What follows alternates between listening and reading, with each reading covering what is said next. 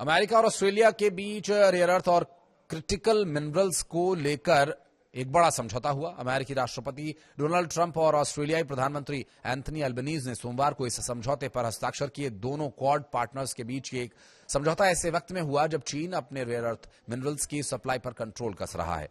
White house में हुए इस समझौते को लेकर ट्रंप ने बताया कि यह डील 4 से 5 महीने की गहन बातचीत के बाद पूरी हुई। इस मौके पर दोनों नेताओं ने व्यापार, रक्षा उपकरण और पनडुब्बी समझौते जैसे मुद्दों पर भी चर्चा की। अल्बनीज ने इस समझौते को $8.5 बिलियन की आर्थिक पाइपलाइन करार दिया। इस समझौते के तहत दोनों देश अगले 6 महीने में खनन और प्रोसेसिंग परियोजनाओं में निवेश करेंगे। और इतना ही नहीं, उन्होंने क्रिटिकल मिनरल्स के लिए भी न्यूनतम मूल्य भी तय करने का फैसला किया, जिनकी मांग पश्चिमी खनन कंपनीज लंबे समय से कर रही थी।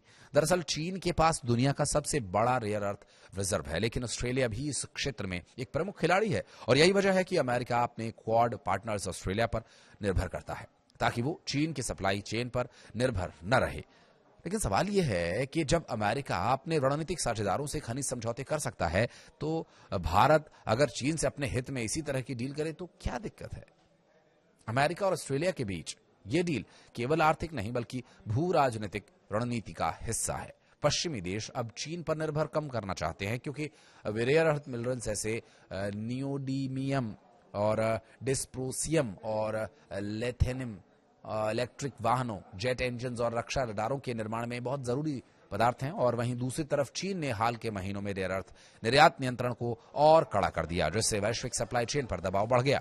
अमेरिका और उसके सहयोगी देशों ने बीजिंग की इस नीति को वैश्विक उद्योगों के लिए खतरा बताया। भारत के लिए यह घटनाक्रम बेहद अहम है। अमेरिका अपने क्वाड सहयोगी ऑस्ट्रेलिया से रेयर अर्थ और क्रिटिकल मिनरल्स ले रहा है, और ताकि चीन पर निर्भरता को कम किया जा सके, जबकि भारत अपनी ऊर्जा तकनीक और रक्षा जरूरतों के लिए अभी भी कई मामलों में चीन पर उनके आयात पर निर्भर है। तो सवाल यह है कि अगर भारत भी अपने राष्ट्रीय हितों को ध्यान में रखते हुए चीन से आवश्यक संसाधनों की डील करे, तो उसे रणनीतिक जोखिम क्यों माना जाए, जबकि अमेरिका यही काम अपने साझेदारों के साथ कर रहा है। यह डील न सिर्फ अमेरिका ऑस्ट्रेलिया के आर्थिक रिश्तों को गहरा करेगी, बल्कि इंडो पैसिफिक क्षेत्र में शांति संतुलन को भी नए सिरे से परिभाषित करेगी। जहां पश्चिमी चीन से दूरी बनाने में लगा हुआ है, वहीं भारत को यह तय करना होगा कि वैश्विक राजनीति की दिशा के साथ चलेगा या अपने संसाधन हितों के अनुसार रास्ते को चुनेगा। कुछ कहना चाहें तो कमेंट सेक्शन में बताइए। धन्यवाद।